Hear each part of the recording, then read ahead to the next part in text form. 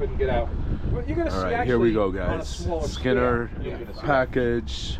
Got Joe, we got Darren, we got Mark. Yeah, you'll see it on a small. We're going through Shinnecock Canal. We're gonna fish Shinnecock. Really strong wind. We'll show some of what we were going through earlier, and maybe some of the canal stuff too. But we're gonna be fishing shallow today. We might go for triggerfish too. We'll see how we do. All right, here we go, guys. And yeah, no triggerfish to show on this trip, but boy, you're going to hear a lot of wind noise, so apologies in advance for that. And yeah, here's, we're in Peconic Bay. We're trying to run to Shinnecock Canal to cut into Shinnecock Bay. Shinnecock Canal, for those of you that don't know, connects Peconic Bay, and Shinnecock Bay allows you to run from Peconic Bay on the north side of Long Island into the ocean without going around Montauk Point. And yeah, it was a rough day, 25 to 30 mile an hour winds. You're gonna, like I said, hear a lot of wind noise. I'm with Darren. He booked me. He owns a boat, but he's not really a fisherman. He fishes a little, but not a lot.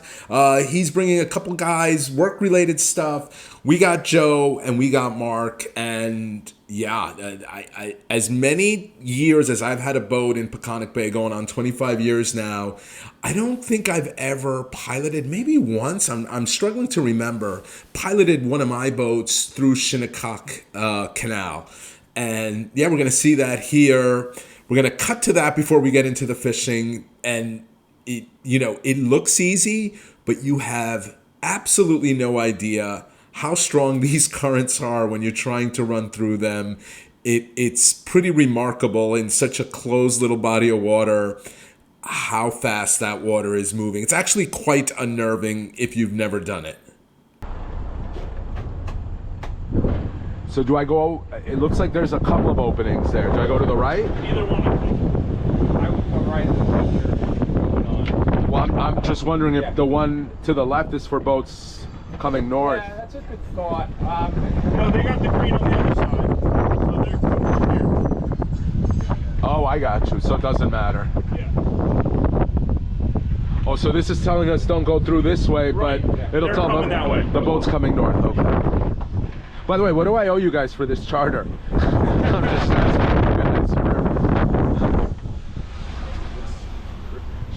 I feel like I should be going to the right. It's bigger, but I'll just stay here. I think you're on the bigger one. Oh, really? Yeah, you should stay. I might. I'll come with my boat. This is what I'm doing right here. Okay. Yes. I'm just going to give it a little gas here. Yeah, exactly. Yes, you want gas. You want to have control. Otherwise, it's... Yeah. This boat probably doesn't slide too much, though. I don't know. I'm still keeping my hands inside. Imagine with a big boat. No. Wow. Yeah. That just, I know, but I got to tell you, it was Stressful.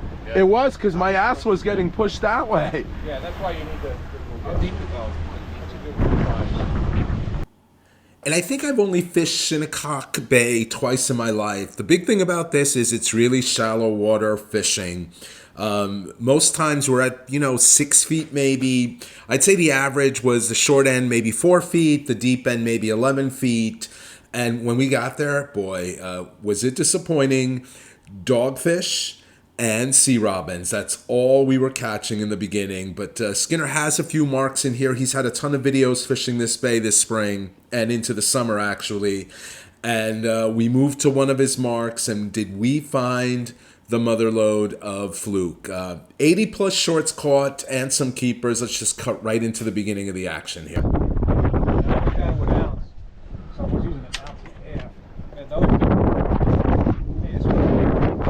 Yeah, let me get the net.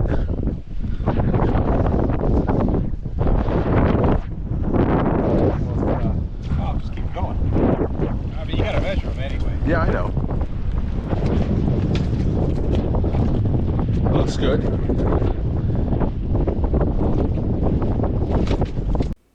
And yeah, when you're used to fishing 80 to 100 feet of water, and literally the angler, in this case Skinner, sets the hook, and 2 cranks later the fish is at the surface, you got to be ready for that net. You got to move fast. So weird and so difficult to get used to fishing this shallow. And yes, this was going to pass and be our first keeper.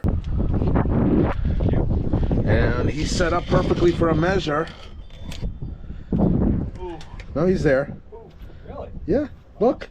There's the half. Possible then. It's over 19 and a half. 19 and 3/4.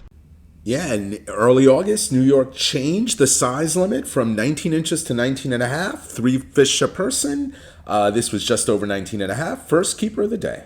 I think it was better up farther. We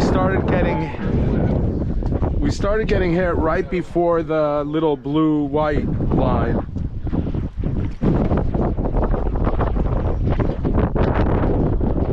Oh, my tail. I need a new one. My tail. My pretty little tail. This is. Oh, maybe not. I will bet you they will still hit that. Yeah. When we reset, you'll have time. Little sand eels. Yeah, Look how that's what- tiny this is. That's what he's throwing up. I thought it was the tail of my, No, it's a little sand eel. And it seems silly to say, but when you find the bait, in this case small sand eels, you find the fish, the action just got aggressively insane. Fish after fish after fish, most of them not keepers, but we started getting keepers mixed in with all those shorts.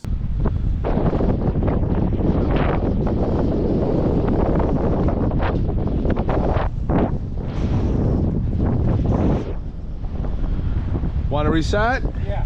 Let's go. That you should just pay me to say, do you want to reset? Because every time I do, no, it's not. Yeah, I know the rod already. Oh, it's a better one, Skinner. It's a better one. Doing this the wrong way. That might keep. That might keep. flat. You got 21. 21. You really do. Legit.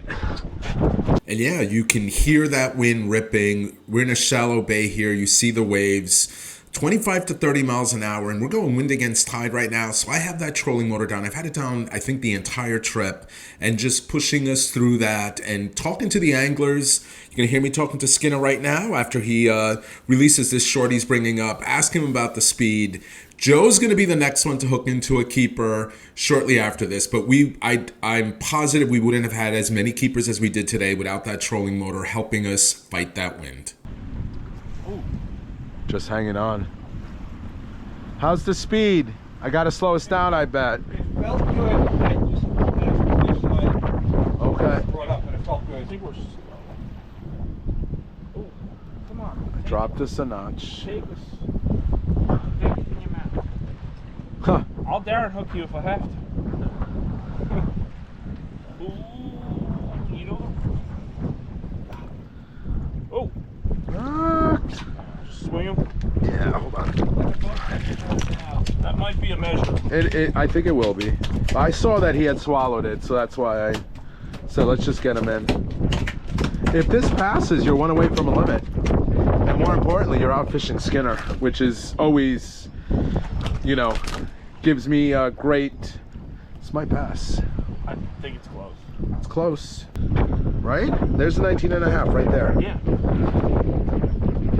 Yeah, I'm gonna say he passes. And yeah, that was a legitimate keeper, but he also swallowed that hook. Here's a still shot. That jig is the point of that hook is way down its gullet. And yeah, that fish was going to die if we released it. Legitimate keeper anyway, we were keeping it, but that's always a dilemma when they're, barely keepers or just under, and they're going to die. What do you do? Sped us up a hair again. Yeah, COVID, there was sailing was shut down. COVID hit. Why was sailing shut down? Because multiple people are home. When you sped us up, you mean motor power, yeah? Yeah, I did. I'm at 60%. We're going 1-2. 0.9, 1. Yeah, you just got to keep telling me. Better? Net? Oh, let me get the net. That's a big one. Your arch nemesis just caught up to you. Coming through, coming through, coming through. Good job, Skinner. Wow, that's a good one, eh? Yeah, it is. Legit. Legit. That's a nice one for the bay. And And indeed, that was a legitimate fluke, and you hear Skinner say, especially for the Bay. And I'm just going back to this clip, and you see we're pointing that way. You see that boat is resetting.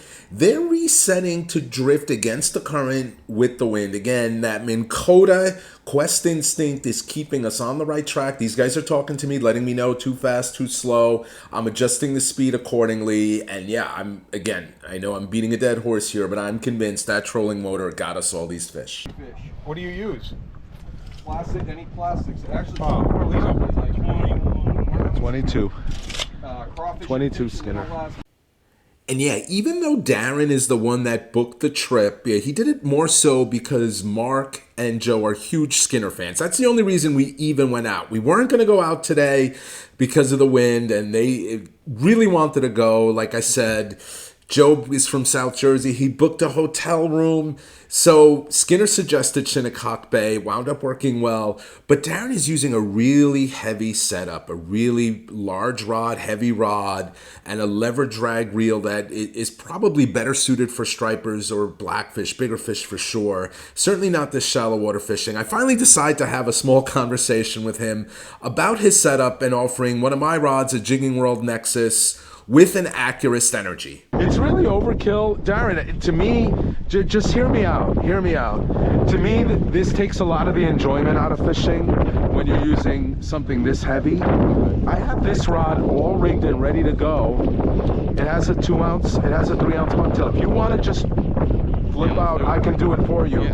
Flip out the bucktails, and you might enjoy this a little more. It'll certainly be lighter and less exhausted. Like you're a strong guy, I know. You're not getting exhausted, but here, just take that little, yeah, because this is, what size is that? I think this is a 2. Yeah, it's probably 2. That might be too heavy. Too heavy? What is he I'll using? use a 1 or less. Okay.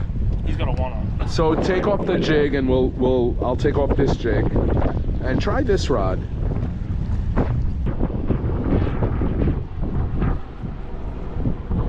So yeah, like Joe said, just nice little jigs. You'll feel the bump, or you'll just feel the weight, and then you do that. You just give it.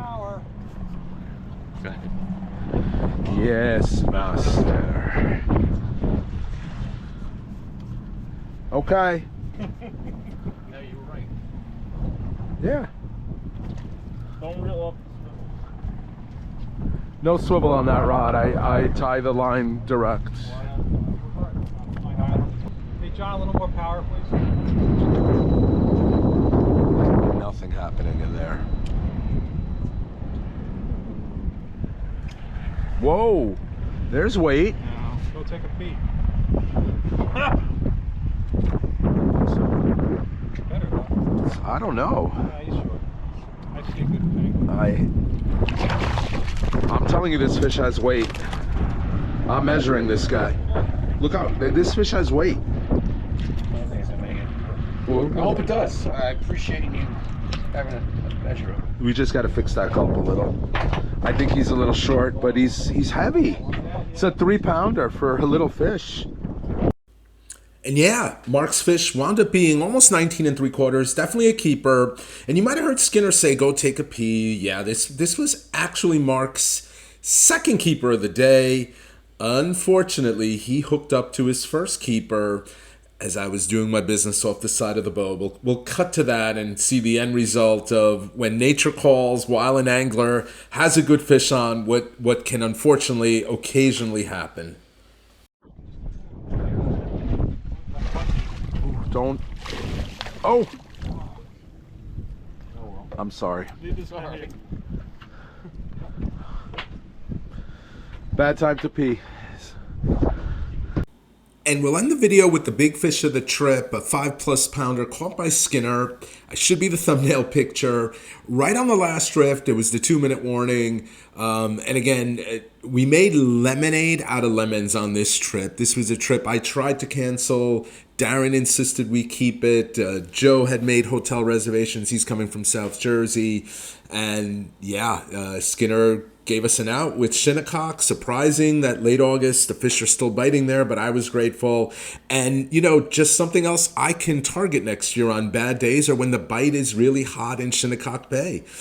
Certainly not impossible to do. So like I said, hope you enjoyed this video. As always, if you like these videos, hit that like button. If you're not already a subscriber and you like content like this, please consider subscribing. And if you're not already a member of the channel, please consider becoming one. Lots of perks associated with that, including free member trips and early access to videos. And without further ado, the big fish of the trip. It is. Got the net.